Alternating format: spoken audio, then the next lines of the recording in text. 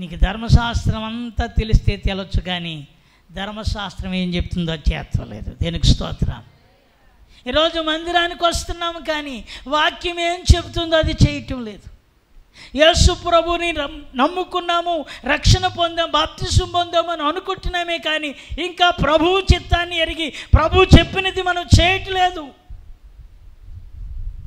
అలా చేయకుండా ఉన్నవారందరూ ఇప్పుడు ఎవరు చెప్పండి? అలా చేయకుండా ఉన్నవారందరూ ఎవరు?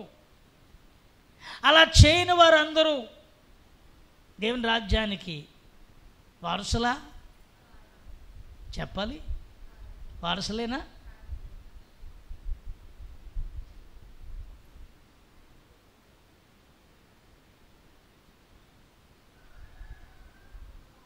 అలా చేయని వారందరూ దేవుని రాజ్యానికి వెళ్ళిపోతాము అని ఒకవేళ ఎవరైనా ఉంటే ఇప్పటికైనా ఆ ధర్మశాస్త్రోపదేశకుల్లాగా మనం ఉండక యేసు ప్రభు చెప్పినట్లుగా చేయడానికి పూనుకోవాలి. స్తోత్రం కలుగునుగా. హల్లెలూయా. నిన్ను వలే నీ పొరుగు వారిని ఏం చేయి. సహోదరులారా, సహవాసములో కొందరు సంపన్నులు ఉంటారు, కొందరు సామాన్యులు ఉంటారు, కొందరు పేదలు ఉంటారు. హల్లెలూయా.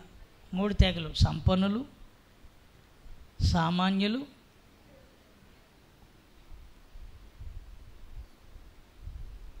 నువ్వు సంపన్నుడివే కావచ్చు, కానీ దేవుని దగ్గరికి వస్తే నువ్వు సామాన్యుడిగా మారాలి. స్తోత్రం. నువ్వు సామాన్యుడివే కావచ్చు, దేవుని దగ్గరికి వస్తే నువ్వు కూడా భేదవాడిగా ఉండాలి. దేనికి స్తోత్రం. హల్లెలూయా. ఇక్కడ మన యోగ్యతలు ఏవి పనికిరావండి.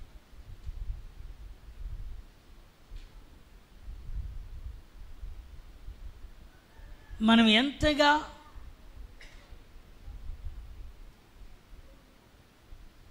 భక్తి చేస్తున్నామో ఆ భక్తి క్రియలతో కూడినదై ఉండాలి. ఆమేన్. ఏమై ఉండాలి? క్రియలతో కూడినదై ఉండాలి. క్రియలు లేని భక్తి మృతమైనది. లేఖన భాగములో మీకు ఒక మాట గుర్తు చేస్తాను, చూడండి.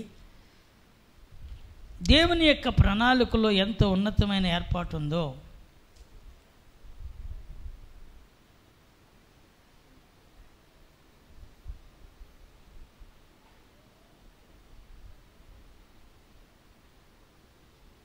కొలస్సీ పత్రిక 3వ అధ్యాయం, కొలస్సీ పత్రిక 3వ అధ్యాయం వచనం వచ్చి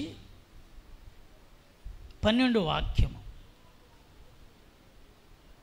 కొలస్సీ పత్రిక 3వ అధ్యాయము 12 వాక్యం. మీరు బాగా ఆ మాటలను మనసు పెట్టండి. దేవుని చేత ఏర్పరచబడిన వారును పరిశుద్ధులను ప్రియులైన వారికి తగినట్టు. ఒకటి ఆగండి, ఎవరికట? ముందు ఎవరి చేత ఏర్పరచబడ్డాం? ఎంతమంది? నేను దేవుని చేత. నిజమే, ఇక్కడికి వచ్చిన వాళ్ళు ఊరికినే రాలే. ఎవరి ఏర్పాట్లో ఉన్నాం? స్తోత్రం. ఎవరి ఏర్పాట్లో ఉన్నాం? దేవుని ఏర్పాట్లో ఉన్నాం. ఒకవేళ నువ్వు అనుకోవచ్చు, ఏమండి నేను మొన్నే కదా బాప్తిసం పొందాను,